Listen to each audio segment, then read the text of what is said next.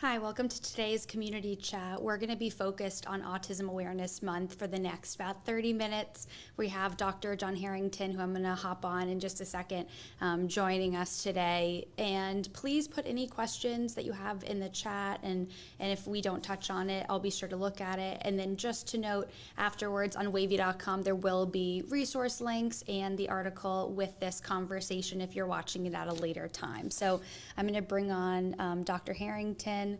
Hi, Dr. Harrington. Thank you so much for joining us today. You know, as I said, this has been a conversation that we've been wanting to have, especially in the month of April, but obviously relevant in other times of the year. But just wanted to take the moment to highlight this. And I just want to give you a brief introduction because as CHKD said, you wear a lot of hats. So you're the Vice President of Quality, Safety, and Clinical Integration at CHKD, and also the Division Director of General Academic Pediatrics in Norfolk, which is a CHKD medical group where you're also a pediatrician for over 25 years, if that's right. Yeah, somewhere in there. We don't have to talk about it. I don't But care. if you just want to, maybe give the viewers a look at, how autism touches your life, either professionally or personally. Sure. I think, I'm glad it's Autism Awareness Month. A lot of people, sort of realize that autism has become very common. And I think when I was a resident or medical student and stuff at that time, I was told I might see one child with autism in my career. And that has changed dramatically. So when my son was born, and he was not talking and he was having lots of difficulty after his first birthday, I was worried, and I became extremely worried because nobody else seemed worried. And so at that time, I sort of went to the professionals at that time, and they kept saying, well, he just has a language delay. It's, nothing more than that. Don't worry about it. And I said, he does a lot of these other things, though. He's very perseverative in the things that he does. He wants to watch the same video piece over and over again. And he had language and now he lost it. And, I'm really worried. He doesn't sleep anymore. He has lots of problems with relationships. He hates other people. He avoids them all the time. And, finally, I was sort of like, I think my son has autism, and they were just not willing to sort of say that right away. And so, move forward quickly. Now he's 27. He did finally get a diagnosis early on in his career, but it took about 2 years to 3 years to get a diagnosis that was, that was autism. Most of it was mostly language delay.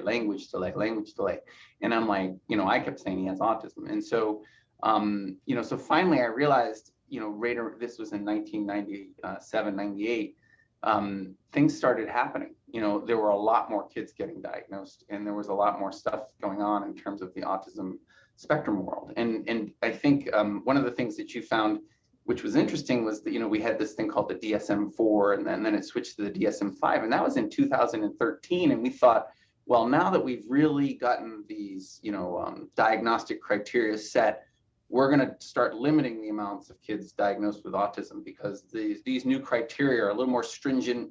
We won't be diagnosing everybody who has some sort of language delay or everybody who has some mild intellectual disability and blah, blah. And then it kept skyrocketing, right? So now we're talking about, 1 in 25 boys born today will have autism. And it's probably higher because that's based on 8-year-olds that we're looking at now and stuff. And for girls, 1% of them born today will have autism. So, and that's probably higher too. And so, when we think about these things and we say, is our system, is our healthcare system, is our whole system, like when they grow up, when they get bigger, when they go into employment, when they're kind of, teenagers, do we have the resources and ability to to sort of provide, structure and resources and abilities for kids with autism to thrive? And I think for me, that's my, $1 million, $1 billion, whatever question you want to call it, moving forward and stuff. And I just find it really, overwhelming at times, but also I see it as a goal, as a goal in life to sort of make those things happen for all of those families and all of those individuals with autism. And I think a lot of people have gotten, to sort of say, you know, um, everybody with autism, sort of has their ability to be who they want to be, right? And how they want to sort of perform in life and stuff. And I think there's been a lot of back and forth, but there's really no like, this type of autism and that type of autism. It's sort of, it is unique and each child is different and stuff, but we all want them to achieve, right? We all want them to get to a point where they can, be the best that they can be. Absolutely. And you're seeing that increase, in data, and data that you've sent to me from the CDC and the MMWR. But, Mhm. is that data that you also, maybe in real life are seeing in your practice or seeing in this area with colleagues? Yes, 100%. So, and again, the data that they're taking from, from the CDC and the MMR are based on kids who are 8 years old. So you have to think about it as data that's 8 years ago, but it's based on kids who are 8 years old now who have a stable diagnosis of autism.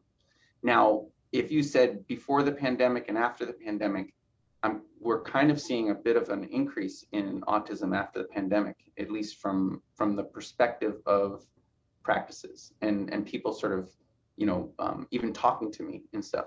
And I will bet a lot of money that our rates will continue to go up. And I'm not doing that as a like we're all the sky is falling, the sky is falling. I don't know why. And everybody wants to know why. I don't know why. We have a lot of things that are occurring, right? There's a lot more digital devices. There's a lot more activity and nativeness about digital devices with kids and stuff. I don't know how kids are interacting with, now we had all these masks on, right? And so a lot of our, kind of socialization is based on eye contact and facial features and things like that. Did that have anything, did that have any changes and stuff? And I think we're realizing that, maybe not, I don't know, but we do have a lot of stuff ongoing that seems to not be changing. It's not going down. I don't think it's staying stable. I think it's still going up. So we will be talking about this probably next year and the year after and the year after, and we'll probably be seeing increases. And and people start thinking about it like, well, this is, I think they call it Autism Acceptance Month, right? It's sort of like, I think we just have to accept that that's where we're headed. But I'm not really sure why. And so I think, from our standpoint, really do need to kind of be more accepting of the fact that some people are going to be different. And that's, they call it neurodiversity is the sort of terminology for it and stuff. But we do have a lot of people that are just different. And I think they're different for many different reasons, but the acceptance of that and the ability for us to kind of look into that and say, you know what, they're just different, and we can have acceptable social cues, but we may have to accept other social cues as well. And so I think that's an aspect that it's very interesting to me in terms of human behavior and human psychology and stuff like that. And I started out being a pediatrician. I initially wanted to do psychiatry, but I wound up doing pediatrics and stuff like that. But I was always fascinated by behaviors and by emotions and by what drives us and stuff. And I think it's really interesting with autism and stuff. They have different motivators in some cases, and sometimes you just have to figure out what that is. And if you find the right motivator for them, they can be outstanding individuals in their own right and stuff. And I think that's some of the patterns that we do for the acceptance. Is sort of, I accept this as their behavior, but if I can channel that to this, they are unbelievable at that. And so it's one of these things where if we learn how to do those types of things, we may see major breakthroughs in certain areas that we might not have. One question I had that sort of might lead into a different question is, is one of the reasons we're seeing increases that, this scale is opened? I know that you said that there actually are even stricter parameters really with that DSM-5, but I think we did talk about, are more races and ethnicities being diagnosed? Are people seeing it and maybe they're not saying, oh, it's not just language delay, and so, or it's not ADHD or whatever, maybe the misdiagnoses were earlier on. I mean, does that have any play into it? Absolutely, Sarah. I think, we've gotten better at diagnosing. We have eliminated most of the, social determinants of health that help diagnostic issues because we screen everybody. And then we, create the ability for them to get further testing and further diagnostic testing a little bit easier, and eliminate some of the hurdles about getting to different practices and getting those practices in different areas so that those parents can get to a diagnostic process. That's what's been interesting about the data on it, is it's showing like all ethnicities, all races, and all different demographics are increasing. It's not just someone who can get to that care and stuff. Excuse me. And that's, I think, some of the driver of this is that the kids that are getting diagnosed equally across the board. The delays in the diagnosis are also decreasing. So for all people too, because I think that's another thing that people are kind of working on to try and fix that aspect of, access to care and things like that. And I think here at CHKD, we definitely trying to do that. We had grants for the Act Early, which was to get earlier diagnostic processes, and we put those into place, especially for kids under age 3, to try and get them expedited into evaluations and stuff like that. So yeah, a lot of work around the country has occurred, and the 11 or 12 sites that they use to base this on are all across the country and stuff. And that Act Early program and this idea of knowing earlier intervention, maybe earlier programs and resources for the kids. I mean, how important is that, especially in an age where you can either learn things quickly or things are changing very quickly, you're growing. I mean, how important is that? Things we've always been about the earlier the better, right? So early intervention is just that. It intervenes early. Your plasticity and neuroplasticity and ability to sort of grow. We're not changing you. And so some parents get worried, like, well, their autism is who they are, but it's not. It's how you adapt and change to physically work through the world and stuff.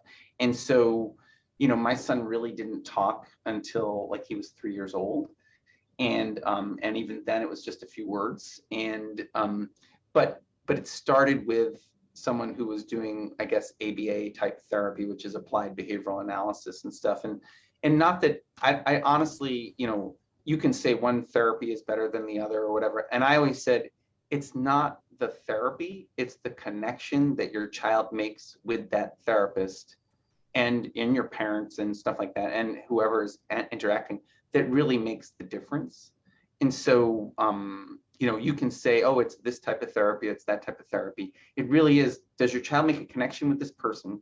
And is this person helping your child, right? And are they improving and socially making better connections and able to sort of make it through their day better, with less stress and less behavioral issues that cause them not to be happy, And so I think that's the kind of that's the way I describe it to parents. And generally it's true. Like you want to have every day, you want to be a wonderful day, right?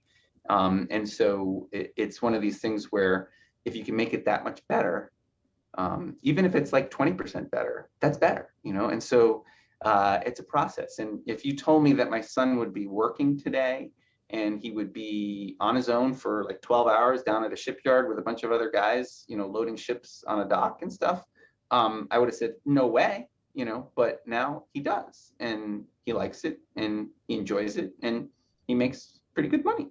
So, I'm a total advocate for, helping kids and adults achieve, right?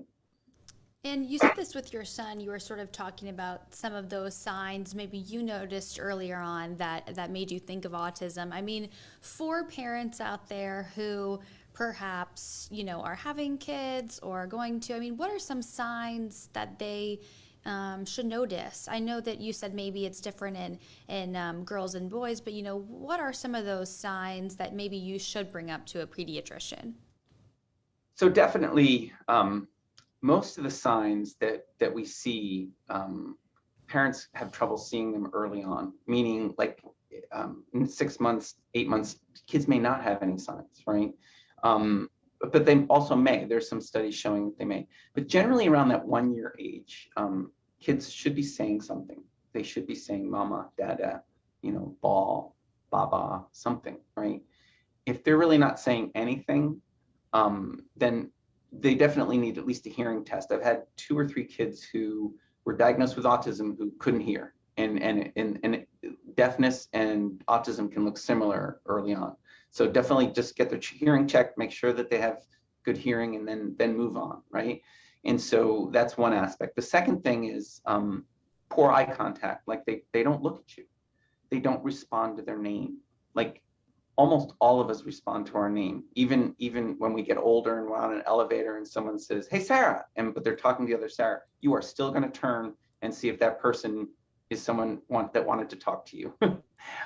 With kids, it's the same thing. If you say, "Hey, John," if I don't look at you, I'm not ignoring. As a 1 year old or a 15-month, you're not ignoring, like that. They don't do that. If a parent's, well, he ignores me, I'm like going, yeah, kids don't really do that. They don't ignore you and stuff. If you say their name, they should turn their head or they should respond in some way. The other thing is they don't point for stuff. Like they don't do this, index finger pointing, right? I want that. I want this. I want that. I want this. They tend to drag you. It's called hand guiding. They tend to drag you to things. They drag you to the, refrigerator and then don't point what they want. They pull your hand to what they want. They don't think of it as they call this proto-declarative pointing. I want that, right? But they don't do that.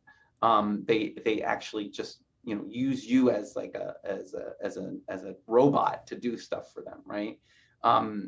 They can have severe meltdowns based on things not going right. Like the parents are usually walking on eggshells, going like, "We just have to make sure that the video doesn't stop, otherwise they will lose it," right? And then they turn into like this melted butter, and you can't get them up, and so severe meltdowns, at a very, at a 15-month, 18-month level and stuff. A lot of kids have poor sleep habits. They don't sleep well. My son didn't really sleep much at all from 18 months to 2 years of age. And so it was one of these things where like, what is going on? Why are they having these things? And stuff. Those are some of the things. There's multiple others. Some of the kids toe walk. Toe walking, actually, 25% of kids with autism will toe walk, and it's one of these things that actually one of my medical students pointed out. He goes, "Well, how long does that last?" And I said, it lasts for a long time sometimes. Up until age 3 or 4, and sometimes they even need surgery because they never come off of their toes and stuff. And that's part of the sensory issues that you might ask me about later. But there's some sensory things that they do. They may be oversensitive or undersensitive, right? They may be oversensitive to noise, but they really like pressure. Or they may be, they like to do things over and over again, or they like to sort of, wave their hand in front of their eyes and do these, sort of sensory things that give them input that seems to be fun. Or it calms them. Some people think that, when you talk to older people with autism, they say, well, it calms me to do that hand flapping, or it calms me to do something that allows me to kind of center myself in some way and stuff. So those are the things that I look for. And, moving to adulthood, and you talked a little bit about this with your son as well, and him working now. You've done some research or you've written some articles, at least on obstacles that young adults face moving into that phase. I mean, what are some of those things when, is there a point where resources sort of teeter off, at least at the, the state and local level, and then, you sort of have to figure out on your own, what are you going to do for your young adult son or, for your children as they get older? Yeah, a lot of parents ask, what do I do? How do I move through this, sort of transition to adulthood and stuff? And, when your child turns 18, depending on their level of intellect and their ability to communicate, they could decide, hey, I'm going into the Navy. And if they're 18, they can. And, the parent would be like, well, wait a second, like I can't. So there's a thing called guardianship or limited guardianship things that you can do, with a lawyer and stuff like that about, how one makes decisions for themselves and stuff. You can even make it for driving. You can make it for, different aspects of their life. And I think it can change over time. My son probably can drive now. We didn't want him to drive initially because we were afraid about getting in an accident or something like that, but he probably could drive now. And he's mentioned that he would like to. So we may change that about his guardianship and stuff. And then, certain things like you can stay in high school until 21 because, you don't necessarily have to be shooed out of high school if you want to sort of still learn things and stuff. And a lot of programs have developed in the high schools that help kids transition to adulthood. Many of us sort of think about adulthood now a little bit differently because, with the COVID and the Affordable Care Act, like we kept kids on their parents' insurance until 26. Why did we do that? Well, it's because people weren't growing up, right? They weren't leaving the house. So kids with autism aren't really that different than most regular adults because most of the kids are, taking a little more time to gestate into an adult, right? So 25, 26 seems like a reasonable age to move people into the adulthood world. But that being said, in the legal world, once you're out of high school, and you turn 22, you automatically become an adult in the service industry in terms of what services are available to you for your disabilities and stuff. And so since autism is considered a disability in the, for SSI and for Social Security income and things like that, that becomes an important factor in terms of, what kind of services are you going to get? Can you get assisted job coaching, job assistance and stuff like that? So there are lots of different things, related to, developmental and aging and rehabilitative services that then become available to you as you move out of school and into the adult world and stuff. And a lot of parents don't realize this, and so they kind of go without services for long periods of time. The other aspect is that there are waivers. They're called developmental disability waivers. There's autism waivers and things like that actually help provide job coaches, community assistance, respite services and things like that parents don't know anything about. And so they need to be educated on that. There is a group called Tidewater Autism Society of America, shortened to TASA. That's it's a national group, but there's, a Virginia Beach location for that group and stuff. And they do a lot of the help, which is, educational pieces like that has been very helpful to a lot of patients that I take care of. But I think they supply a lot of information in the area to the listening area of Wavy 10 and stuff like that can be very helpful.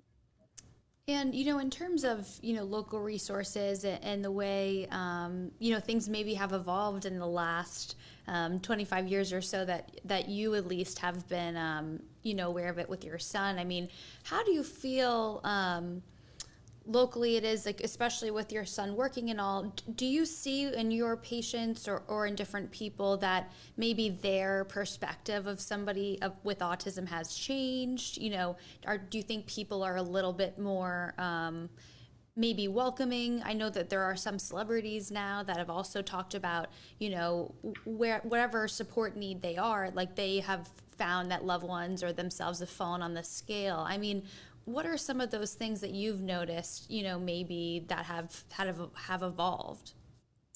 So the acceptance of autism is definitely increased. People understand that, wow, like, if 4% of all kids and boys have this, it's pretty common, right? So, but the misperceptions still occur, right? So there's not like a, and this is sort of one of those difficult things. There's really nothing facial feature wise or body type wise that tells you that a child has autism or that an adult has autism, right? There may be some oddities about their behavior that you may say, well, that's really odd, right? But but if you have to do that next step and say, well, maybe their odd behavior is related to their autism. Maybe that's why Right. they're It's not responding this way. visual for them. Right. Okay. So there's not those visual cues, and nobody wants to wear like a red letter that says A on it or something that I have autism, right? But I do have, my son does wear a wristband if he gets in trouble and with someone like the law enforcement, and says, look at my wristband, and the wristband has on it, I have autism, and if you need to call my parents, this is the phone number. And so so in case he feels like he's being misperceived or something's going on, he can use that to sort of help the law enforcement and stuff. And this has been a big issue, over time with other people who have, interacted with law enforcement, and something that we were working on diligently. Our last Insights into Autism conference that we did in February was all about like sort of getting law enforcement to understand and be sensitive to the fact that some people have autism, and that their actions may not be, in a bad way. It may just be that they have autism and they don't realize what they're doing. And so my son likes to talk to young girls. He's 27 years old now. When he was 12, that was okay, but he's 27 now. So so if he talks to them, he still thinks he's young, right? And so that looks suspicious, right? And so this gets him in trouble all the time. So we said, you can only do it in our neighborhood. You can't go to another neighborhood when you ride your bike and do that same thing. So because someone's going to misperceive that. So we have to give him strategies like that so that he doesn't get into trouble just because he's acting his normal way. But to someone else, it may look like, hey, why is that 27-year-old talking to those 13-year-old girls? I don't understand. And so it is one of these things where he's just buying the Girl Scout cookies. He's really not doing anything else. But it is one of these things that can be misperceived by socially and stuff. So sometimes you have to say, we have to still be nervous about that because you're still worried, but you still have to say, hey, how you doing? Hey, what's your name? And if as long as it's done in sort of a non-threatening way, they're likely to say, my name's Sean, and I'm talking, and it's like, okay, so you kind of get it. Once you start talking with him, you realize that he has a different way about him and stuff, and that helps. But if you're just looking at the scene and saying, what's wrong with this scene here, someone might perceive it as something else. And I want to get into questions just before I let you go, but I guess the first one, and you sort of started touching on it with the neighborhood piece, is, what do you do, or what kind of support maybe did you want, or do you see that patients need for, their kids or families? So a lot of times it's like, when my son was working at a facility in Chesapeake and stuff, they really felt like, well, we can't tell everybody he has autism. And I said, why not? And they're like, well, because that's his diagnosis and stuff. And I said, I think from the standpoint, you can ask him. And if he says you can tell them, then I think you can tell them, right? So I said, ask him. And he's like, Sean, do you want people to know that you have autism? Absolutely, right? So it's a self-determination issue. If a person with autism doesn't want other people to know, then they don't have to know. But if you ask your child, maybe some children are too young to ask, but if you ask your child, or other people want to know, like, why is your son, running out of the house and across the street naked? Well, but he has autism, and he got away from us for a second. I'm sorry. Thank you for helping us bring him back into the house and stuff. That happened to us in New York, and people were very helpful about it, even though it was 25 degrees out. So it was one of these things where things happen, and so you do have to talk maybe to your neighbors and stuff. Like, a lot of us don't talk to our neighbors anymore, like ever since even before COVID, but after during COVID, it was sort of like, oh, you're not supposed to. But it is one of these things where you need to be still socially connected to the people around you, and your neighbors usually provide a lot of support. Our neighbors protect our son, you know what I mean? They look out for him. They said, hey, I saw Sean over at such and such, is he okay? And I was, oh yeah, he always travels. Oh, thanks for letting me know. I never take it as a bad thing that they're watching out for him. It's always a positive thing and stuff. And it really is something that people in my neighborhood now understand, like, a lot more about autism because of him. And so I think it is a good aspect for people to do, because I think the more you learn about autism, the more it is easy to accept and understand and be part of that process and stuff. Because there's got to be a reason why kids are getting autism. And I think it's probably for a good thing, because my son is probably the nicest person in the world. And so that's kind of one of the things that it sort of takes you back to sort of like, he has an innocence to him and a social immaturity to him that makes children, like that's why we all like children, right? So it is one of these things where there's an innocence to it, but there's also some sides to it that can be difficult, because kids with autism who become adults and adolescents tend to have more issues with depression, anxiety, and suicidality, and stuff. So a lot of them wind up in the mental health system as well. And so that's something else that we deal with on the other side, because people don't accept them, and people do have problems, and it is harder to work through life with autism in some ways. And so I think that's part of the issue, is the acceptance will help those other patterns as well. Thank you. And I mean, I think that's something that, could be a whole other, conversation, I think, just in terms of what, negative emotions for the person with autism that they can deal with, that, you just sort of touched on. I think real quick, last thing I wanted to ask you about was, and this, I guess, goes into the piece of sort of welcoming people with autism. I think some people don't view this as an issue because there are heavier issues to tackle, but I think I've heard it a little bit that people, do have some commentary over this puzzle piece versus infinity sign, and but I've heard on one hand that people, don't worry about that as much because they would much rather other, issues be tackled. Not that it has to be one or the other. But I just real quick just wanted to hear maybe if you've heard anything, or if that's something that's, come up. Yeah, it's interesting. I think a lot of people, when you're dealing with a diagnostic process and stuff, or you're dealing with something that's unknown, I think, we were, when I do the Insights into Autism conference, we utilized a picture with puzzle pieces and stuff.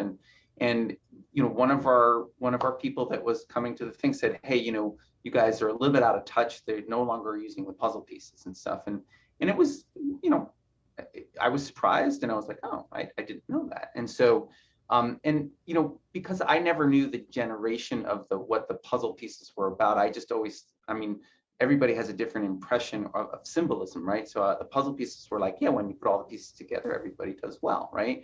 And it could be from collaboration, it could be from, making sure education and the socialization. And, I didn't feel of it like that it was a puzzle piece. There's a piece of puzzle missing from kids with autism, and that's why they have autism. I never thought of it that way. And I'm not sure if anybody else thought of it that way, but there were some concerns about that. And then, some people have decided, well, maybe an infinity symbol might be better to show about acceptance and stuff like that, and make it a rainbowish color and stuff. And it's all about messaging and stuff. And the message is that, we know there's neurodiversity. We know that there's people with autism and people with different types of neurodevelopmental problems that, go through life and need help. And support systems and things like that. So I'm not beholden to any one symbolism of it. The issue with it is that if something is recognizable and it gets people to a place where they can get help, then go with it, right? But if you feel like it's denigrating or has some sort of aspect to it, then speak up and say, I don't like that. I honestly don't have any dog in the fight. I just feel like it's symbolism is symbolism, and so if you feel comfortable with this one, then I can wear both symbols for you. I don't have a way of sort of getting around that stuff. So my feeling is that whatever makes you feel comfortable is where we can go and stuff. And I like the idea of an infinity symbol with neurodiversity and stuff like that. I still like the puzzle pieces because I think of things a lot of times as in terms of collaboration of medical and educational and resources and community and stuff like that. They're all like little puzzle pieces that go together too. So however you want to look at that symbolism, you can make with it what you want, but there's no bad things about it, and there's usually only good things about it stuff in most ways. Well, Dr. Harrington, thank you so much for spending so much time with us. We're at 11:35, so I know I went over a little bit, but I really appreciate it. And And to everyone who is watching or is watching this later, I did want to say that CHKD has provided some links for us and some resources just to start if you want to do any individual research after this conversation. So thank you so much, Dr. Harrington, for joining us, and really appreciate you being on today. Thank you, Sarah. Thanks for giving me a chance to speak on Absolutely. Community Chat. Yes. Thank you so much. All right, take care.